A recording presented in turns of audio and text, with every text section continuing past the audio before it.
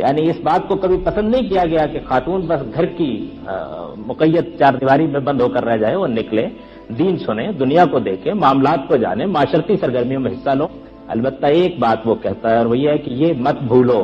نکلو لیکن یہ مت بھولو کہ تمہارا اصل دائرہ عمل تمہارا گھر ہے۔ ایسا نہ ہو جائے کہ تمہارا یہ نکلنا گھر کو تمہارے وجود سے محروم کر دے، ایسا نہ ہو جائے کہ خوابگاہیں تمہارے وجود کی خوشبو کو ترسیں، بچے تمہاری آغوش کو ترسیں،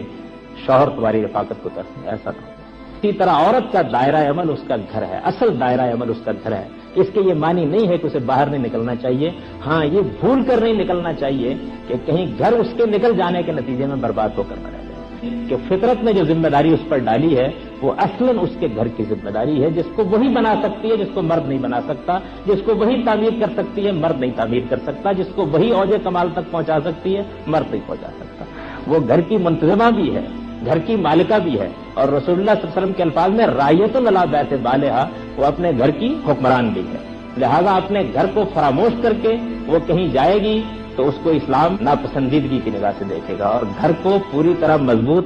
قائم رکھ کر اس کی ذمہ داریوں کو ادا کر کے اپنے بچوں کو شفقت دے کر انہیں ماں کی آغوش دے کر انہیں مامتا کی پوری ذمہ داریوں کا احساس دلا کر اگر باہر نکلتی ہے تو پھر اسلام کو اس کے باہر